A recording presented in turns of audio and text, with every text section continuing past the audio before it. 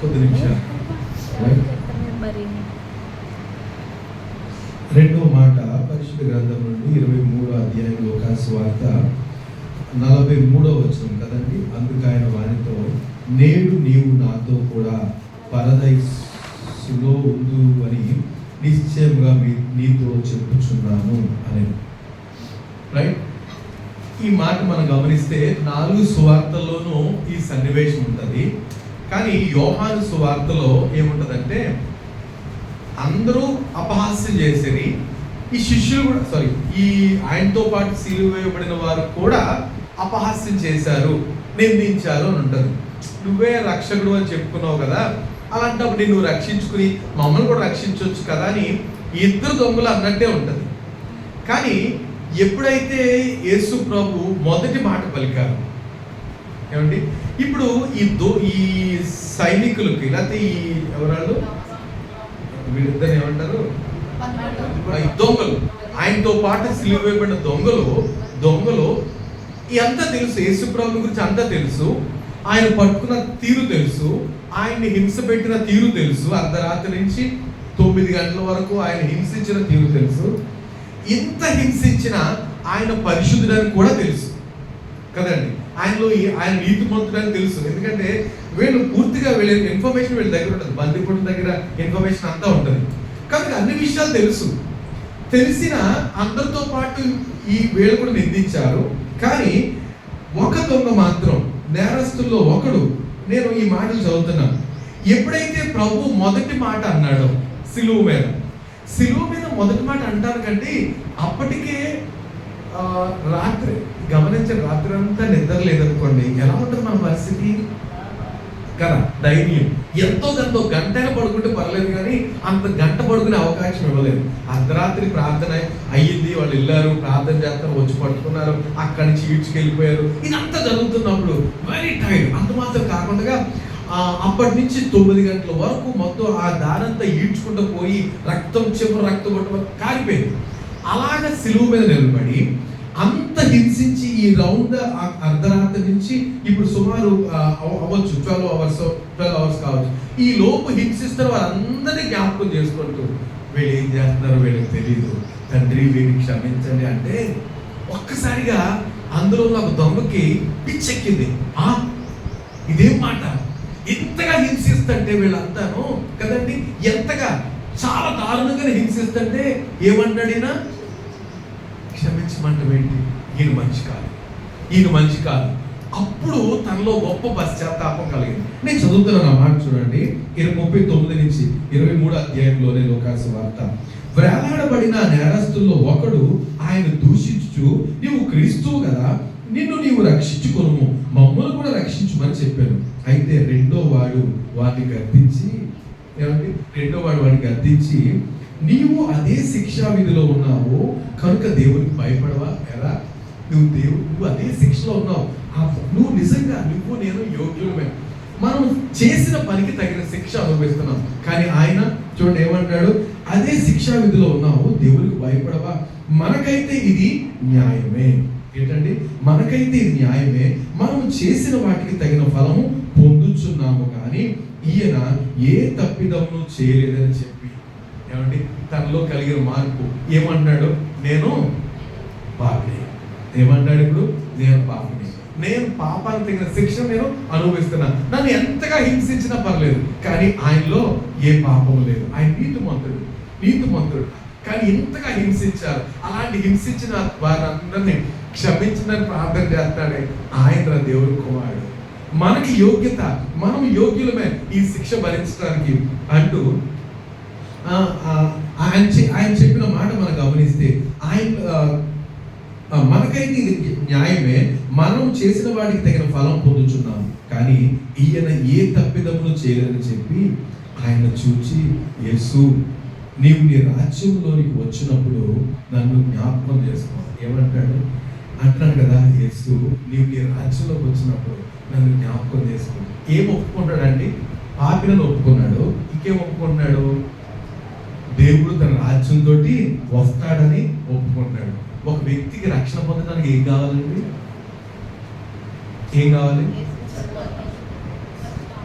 ప్రార్థన వస్తాడా, చర్చికి వస్తాడా, బాప్తిజం పొందాడా, తెల్ల బట్టలు వేసుకున్నాడా, ఆ తెల్ల బట్టలు కాదు ఎర్ర బట్టలు నల్ల బట్టలు వేసుకున్నాడా? ఏమండి, ఇట్లాంటి ఏమీ లేవు. తనకు కలిగింది ఏంటంటే అట్ ద మూమెంట్, ఆ సమయంలో పశ్చాత్తాపం కలిగింది. ఆ అనుభూతి, నేను యోగ్యుడు కాదు, కానీ ఈ శిక్షకు మాత్రం యోగ్యుడు. కానీ ఆయన పరిశుద్ధుడు, ఆయన ప్రభువు, ఆయన రాజ్యంతో వస్తాడు. ఎంత గొప్ప నిరీక్షణ! ఇదంతా ఎప్పుడు జరిగింది? రెవల్యూషన్ అంతా కూడా ఈ మార్పు, ఈ విప్లవం తనలో ఎప్పుడు జరిగింది? ఆయన క్షమించినప్పుడు. ఆయన అందరినీ ఏమంటారు, అవుట్రెట్లో అంటారు కదా, ఒక్కసారిగా ఆ రాత్రి నుంచి ఇప్పటి వరకు ఏకదాటిగా హింసించిన వారందరినీ, తండ్రి వాళ్ళకి ఏం తెలియదు క్షమించమనగానే వీళ్ళు గొప్ప పశ్చాత్తాపం వచ్చింది. కనుక యేసు, నీవు నీ రాజ్యంలోకి వచ్చినప్పుడు నన్ను జ్ఞాపకం చేసుకో అనగానే, లెక్క ప్రకారం మతం ఏం చెప్తుంది? మతం ఏం చెప్తుందండి? మతం ఏం చెప్తుంది కదా, ఎవరు పగడాల గురించి చాలాసార్లు అంటారు. మతం ఏం చెప్తుంది? క్రమం ఉండాలి, ఇలా చెయ్యాలి, అలా చెయ్యాలి, ఆచారాలు ఉండాలి కదండి, ఈ పనులు చేయాలి, కనుక ఈ రక్షణ పొందాలంటే ఈ పని చేయాలి. ఇట్లాంటి ఏమీ తనకు తెలియదు. ప్రభు కూడా సరే అయితే యువర్ అటెన్షన్ ప్లీజ్, ఈ దొంగ కొంచెం తీసుకుని వెళ్ళి బాప్తిజం తీసుకురండి, అట్లాంటివి ఏమనలేదు. ఏమంటాడు ప్రభు? విత్ ఇన్ నో టైం, ఏమి టైం తీసుకోలేదు అంటాడు కదా, నేడే నువ్వు నాతో కూడా పరదేశంలో. రక్షణ అనేది ఇంత ప్రత్యేకమైందండి, ఇక దేనితోనూ పోల్చలేము అసలు. అందుకే దీన్ని ఏమంటారంటే, క్రైస్తవ్యాన్ని మతము అనకూడదు. మతం అంటారు కుదరదు, దీన్ని ఏమంటారు? మార్గం అంటారు. కానీ మతాన రంగు పులిమేసి నా గందరగోళం చేసేసి, ఏమంటే మనల్ని ఏంటి చాలా మంది మనసును పాడు చేసుకుంటారు. కానీ ఇది మతం కాదు, మతం. అందుకే ఇంకొక రకంగా ఇన్ఫర్మేషన్ ఏం చెప్పాలంటే, మతానికి పుట్టుక ఉంటుంది, మరణం ఉంటుంది, అంతే. కానీ ప్రభుకి ఏముందంట? పునరుత్థానుడైన ప్రభు. కనుక దీని గురించి ఈ డేట్లు ఇవేమి పరిశుద్ధ గ్రంథంలో పెద్ద అక్షరాలతోటి, యేసు ప్రభు పుట్టిన తేదీ మొదటి పేజీలో, యేసు ప్రభు చనిపోయిన తేదీ మొదటి పేజీలో లేవు. ఎక్కడ ఉటంకించలేదు, భక్తులు ఎవరు ఉటంకించలేదు. ఏమండి, మనము మత్తయి సువార్త నుంచి ప్రకటన గ్రంథం చూడండి, ఎక్కడ కూడా ఏమీ కనపడదు. శుక్రవారం లేకపోతే అట్లాంటి ఏమీ కనపడదు. ఓన్లీ పునరుత్థాన దినం, ఆదివారం, అదొక్కటే కనపడదు తప్ప ఇక ఏమీ కనపడదు.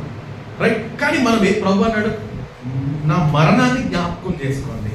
There is no particular date అన్నారు. కానీ సూచనలన్నీ ఉన్నాయి కనుక పస్కా ఇట్లాంటివన్నీ కరెక్ట్గా క్యాల్కులేట్ చేసి ఇస్రాయిల్ అనుసరిస్తున్నారు. వాళ్ళు పస్కాను ఆచరిస్తున్నారు. పస్కా రోజునే ప్రభు చంపబడ్డాడు కాబట్టి అదే పస్కా రోజున క్రీస్తు శిలువని గురించి ధ్యానం చేయడం అనేది అది పరిపాటు అయింది. రైట్? సో నేనేమన్నానంటే, సో మతానికి పుట్టుక, చనిపోవడం ఇవన్నీ ఉంటాయి, కానీ మార్గానికి వన్స్ ఎవరైనా సరే, ప్రపంచంలో ఎవరైనా సరే, ఎక్కడున్నా, ఎలాంటి దీనస్థితిలో ఉన్నా, బహుశా అంటారు ఈ బందిపోటు దొంగ కంటే దుర్మార్గులు ఎవరు ఉండకపోవచ్చు. ఎందుకని? శిలువ మరణం ఎవరికి వేస్తారు? ఆ టైంలో అత్యంత చివరి పనిష్మెంట్ ఏంటంటే శిలువ మరణం అండి. కనుక యేసు ప్రభుకి అది వేశారు. కనుక ఇప్పుడు పౌలు అన్నట్టుగా, పౌలు కూడా ఈ శిలువ మరణం కంటే తక్కువ చేసినాడు. ఆ శిలువ మరణం అంత దౌర్భాగ్యులు, లేకపోతే అది పొందేటంత కిరాతకులు మరి ఎవరూ లేరు. యేసు ప్రభుని పక్కన పెడితే ఆయన నీతిమంతుడు కనుక మనందరి దోషాలు ఆయన మీద మోపడానికి ఆయన శిలువ ఎక్కించారు. ఆ పక్కన వారందరూ ఇద్దరు ఏమన్నా చెప్పండి, వాళ్ళు దానికి యోగ్యులు అంటారు. మనం ఈ శిలువ మరణానికి యోగ్యులము. అది నేచురల్ చేసే శిలువ మరణం కాదండి, అట్మోస్ట్ పనిష్మెంట్ అన్నమాట. చివరి పనిష్మెంట్ ఏంటంటే, అంటే అంత అదే కదండి. కొంతమంది చూస్తారు, వీళ్ళకి మన ఐపీసీ ప్రకారం, ఇండియన్ పీనల్ కోడ్, ఇప్పుడు దీని ఏదో వేరేది అంటున్నారు, దాని ప్రకారం చివరి పనిష్మెంట్ ఏంటంటే కదా పులి శిక్ష అంటారు. అలాగే రోమన్ గవర్నమెంట్ లో అత్యంత చివరి శిక్ష శిలువ మరణం. కనుక వీడు దొంగ అంటున్నాడు, నన్నే అంటే దొంగనే ప్రభు క్షమించాడంటే అది మార్గం అండి, యేసు ప్రభు మార్గం. ఆయన ఏమి వెతకలే. నువ్వు చర్చకొచ్చేవాడువా బాబు? చర్చకొచ్చేవాడా? ఎన్నిసార్లు వచ్చావు? అడగలేదు. బాప్తిజం పొందావా? అడగలేదు. బలనాచరించావా? అడగలేదు. అంత టైం కూడా లేదు. సో మార్గం అంటే ఇవన్నీ అలాగని ఇవన్నీ తప్ప. మనం భూమి మీద ఉన్నాము కనుక ఏమండి, మనము ఛార్జ్ అవ్వడానికి చేసుకోవడానికి, ప్రభుని జ్ఞాపకం చేసుకోవడానికి ఇది ఒక క్రమం. దట్ ఈస్ నాట్ మతం. మార్గంలో ఇది ఒక క్రమం. కనుక ప్రభు ఆ సిలువ మీద ఉన్న వ్యక్తికి చిట్ట చివరి అవకాశం ఇచ్చాడంటే ఇక ఏమీ అక్కర్లేదు, నువ్వు నాతో కూడా. అంటే పరదేశంలో ప్రభుతో ఉండాలంటే క్వాలిటీస్ ఏంటి చెప్పండి? ఆయన పాపాలు ఒప్పుకోవాలి, ప్రభువును తిరిగి వస్తాడని నమ్మాలి, రక్షకుడు నమ్మితే చాలు కదా. చాలాసార్లు ఉంటుంది యేసు ప్రభు నోటితో ఒప్పుకొని ఆయన మన పాపాలకు క్షమిస్తాడని నమ్మితే మనం ఏమవుతామంట? రక్షణ పొందుతాం. అది ఎవరు నమ్మాలి? మరి అలాగ అన్నారు కదండి. అని లాస్ట్లో నిజంగా లాస్ట్లో వస్తే పర్లేదు, కానీ లాస్ట్ వరకు మనము ఉంటామా లేదా తెలియదు. అది పెద్ద మిస్టరీ. కానీ ఈ చాలా మంది అంటారు, ఏ దొంగ బాప్తిసం పొందాడా, దొంగ ఎప్పుడైనా ప్రార్థనకు వచ్చాడా, దొంగ ఎప్పుడైనా ప్రార్థన చేశాడా? వాడికి అవకాశం లేదు. లాస్ట్ మినిట్ కనుక ప్రభు ఏం చేశాడు? ఒక్కరు రక్షించుకోవడం దేవుని చిత్తం కాదు కాబట్టి అతను కలిగిన పశ్చాత్తాపం ఇట్స్ ఎనఫ్. మళ్ళీ ప్రార్థనే కదా అది. ఏమంటాడు? తండ్రి నీ రాజ్యంతో వచ్చినప్పుడు నన్ను జ్ఞాపకం చేసుకో. ప్రభు అంటాడు, ఎస్, ఇప్పుడే, నేడే, ఈరోజే నాతో కూడా పరదేశంలో ఉంటాం. కనుక ఇంత గొప్ప దేవుణ్ణి, ఇంత విశాల హృదయుడిని మనం ఏం చేస్తామంటే నెగ్లెక్ట్ చేసేస్తున్నాం, చాలా నిర్లక్ష్యం చేసేస్తున్నాం. కనుక ఇంత గొప్ప రక్షణ నిర్లక్ష్యం చేస్తే ఏమైపోతాం? ఎలా తప్పించుకుంటాం? ఇంతకంటే గొప్ప ఉత్తముడు ఎవరు దొరుకుతారు లోకంలో? ఏమండి? ఏమి మన మన మన నెపములు ఎంచక కదండి, మన పాపములు ఎంచక ఒకవేళ వీడిని క్షమించాలంటే నువ్వు అప్పుడు అలా చేసాడు పెద్ద లిస్ట్ వచ్చేస్తుంది కదండి. ఈ బందిపోటు దొంగ యొక్క లిస్ట్ ఎంత పెద్ద లిస్టు. కానీ ఒక్క క్షణంలోనే అంటే ప్రభు క్షమించడం అన్నాడు. మొదట అనేస్తాడు, తండ్రి వీరు ఏం చేస్తున్నారో వీరికి తెలియదు కనుక వీరికి క్షమించిన అందరిలో వీడి పాపాలు కూడా వచ్చేసింది. ఎందుకని? వీళ్ళు ఏం జరిగింది? పశ్చాత్తాపం. అరే వీఆర్ వర్ది, మనం ఈ శిక్షకు అర్హులము. అందుకే దావీదు అంటాడు, నేను నా పాప దోషములు ఒప్పుకొందును అనుకుంటుని నువ్వు నా పాపాలు క్షమించావు. ఏమనుకున్నాడంట? ఒప్పుకోవాలనుకున్నాడంట. ఇది గొప్ప రక్షణ అండి. మనం నిజంగా ప్రభు దగ్గరికి వెళ్ళాలి. నేను ఒప్పుకోవాలి అనుకున్నామా ధన్యులం అయిపోతాం. కానీ మనం అనుకుంటాం చూద్దాం ఒప్పుకుందాం, ఇంకా టైం ఉందిలే, కానీ ఈ లోపు ఏం జరుగుతుందో తెలియదు. కనుక నిజంగా ఇతను చెప్పిన మాట కనుక గొప్ప రక్షణ. ప్రభు వెళ్ళిపోతూ కూడా ఆయన మిషన్ కంప్లీట్ చేయడానికి ఇంకా ఎవరు దొరుకుతారా కదండి. నేను ఏదైనా ఇది ఇప్పుడు నేను ఎంతమందిని చెప్తే అంతమంది అంత నాకు గొప్ప అనుకుందామండి. నేను అందుకే పుట్టాను. సంసోన్ అందుకే పుట్టాడు. దేవుడు సంసోన్ ఎందుకు పుట్టించాడు? ఈ ఫిలిస్తీన్ల నాశనం కొరకు పుట్టించాడు. ఎంతమందిని చెప్తే అంతమంది చెప్పాలి. కనుక సంసోన్ ఏమో దేవుడి ఉద్దేశాన్ని పక్కనెట్టి అమ్మాయిల వెనకాల తిరగడం మొదలు పెట్టాడు. ప్రభు అనుకుంటాడు, అయ్యో చాలా మందిని చంపించాలనుకున్నాను ఫిలిస్తీన్ని, శత్రువుల్ని. ఇతనేమో మనోడేమో సకిలించుకుంటూ తిరుగుతున్నాడు. ఎలాగ సరే లాస్ట్లో అడుగుతున్నాడు, అయ్యా బుద్ధి లేరు అండి, పని చేశాను, వీళ్ళకి దొరికేశాను, శత్రువు దొరికేశాను, నన్ను నా చేత గాను గాడించుకుంటారు. ఇప్పుడు మందిరం తీసుకొచ్చారు. మందిరం కాదు, ఆ గుడి దగ్గరికి కొంచెం నన్ను బలమేవా, ఒక్కసారి నన్ను జ్ఞాపకం చేసుకోవాలి, నన్ను క్షమించు, నీ చిత్తం నెరవేర్చినట్టు మరొక్కసారి నాకు బలమేవా అన్నట్టు వెళ్ళిపోతూ ఎంతమంది చెప్పాడట?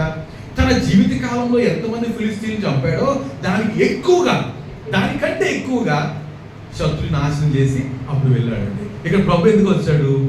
ఎంతమందిని అయితే రక్షించాలో అంతమంది ఆయన చదివిడు ఉన్నంత వరకు. కానీ లాస్ట్ మినిట్లో కూడా ఏం మాటలండి? రెండో మాట అంటే ఎంత కష్టం తెలుసా? మీరు గమనిస్తున్నారా?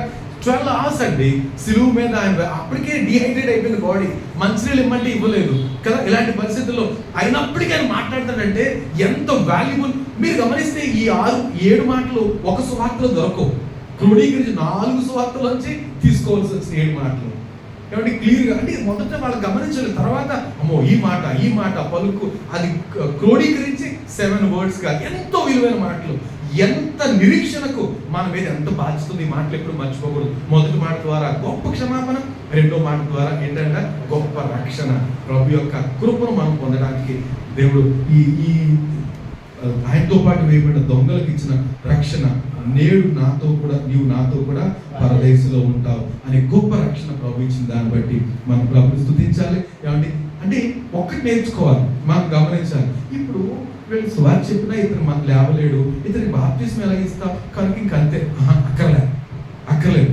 ఫర్ యువర్ కైండ్ ఇన్ఫర్మేషన్, ఎలాంటి స్థితిలో ఉన్నా ఏమంటే అపస్మారక స్థితికి వెళ్ళిపోతూ ఒక్కసారి కొంచెం మనం గుర్తుపట్టి నువ్వా బాబు అంటే సరిపోతుంది, ఆ మాత్రం సెన్స్ ఉంటే సరిపోతుంది. అలాంటి వారికి సువార్త అందించడం. మీకు చెప్పాను, అమెరికాలో ఇట్లాంటి పని చేస్తారండి. యాక్సిడెంట్ అయ్యి ఇంకా చచ్చిపోతారని తెలిసిపోదు కదా, పేషెంట్ డాక్టర్స్ తెలిసిపోదు. అలాంటి వాళ్ళతో కొంతమంది సేవకులు అదే పని మీద ఉంటారు, అలాంటి వాళ్ళతో మాట్లాడతారు. ఓకే, మీరు వాళ్ళు పర్మిషన్ తీసుకుంటారు. పేరెంట్స్ అమెరికాలో చాలా అడ్వాన్స్గా ఉంటారు, యాక్టివ్గా ఉంటారు. కనుక ఈ పరిస్థితిలో ఉంది, మేము కొద్దిసేపు మాట్లాడొచ్చా? ఎస్ యూ క్యాన్ ప్రొసీడ్ అంటే వాళ్ళు మంచిగా మాట్లాడతారు. ఇప్పుడు మీరు చనిపోబోతున్నారు, ఎక్కడికి వెళ్తారు? డైరెక్ట్గా మాట్లాడతారు వాళ్ళతో. ఒకవేళ ప్రభుని అంగీకరించారా లేకపోతే క్లియర్గా మాట్లాడతారు. వాళ్ళ కనుక అంగీకరించి ఎస్ నా గురించి ప్రార్థన చేయడం ఏమైపోతారు, అతను పరలోకానికి వెళ్ళిపోవడం. అప్పుడు మనకు కొంచెం కుళ్ళు అవుతుంది కదా, అబ్బా నేను ఎంతకాలం నుంచి ప్రార్థనకు వస్తున్నాను, నాకే డౌట్. ఆయన మాత్రం వెళ్ళిపోయాడు. మనకి డౌటే, ఎందుకు వాక్య ప్రకారం బ్రతకట్లేదు. కానీ ఆయన లాస్ట్ మినిట్లో ఏం చేశాడట, సంపూర్ణంగా ప్రభువుకు తాను అప్పగించుకున్నాడు. కనుక పరలోకం వెళ్ళిపోతాడు కూడా. ఇది ఒక్కటే నిదర్శనం. ధైర్యం తెచ్చుకుందాం. ఎలాంటి వారితో అయినా మాట్లాడటానికి ప్రయత్నం చేద్దాం. ప్రభు ఎంతో నమ్మదగిన వాడు, ఆయన క్షమించుటకు సిద్ధమైన మనసు కలిగిన వాడు. కనుక ఈ దొంగను క్షమించాడు. నేడే నువ్వు నాతో కూడా పరదేశంలో ఉంటావని గొప్ప వాగ్దానం. ఇది మనల్ని ఎంతో ప్రోత్సహించాలో. కనుక దేవుడి మాటలు దీవించుగాక. ప్రార్థన చేద్దాం. ఎవరు దీవించి ప్రార్థన చేసేది?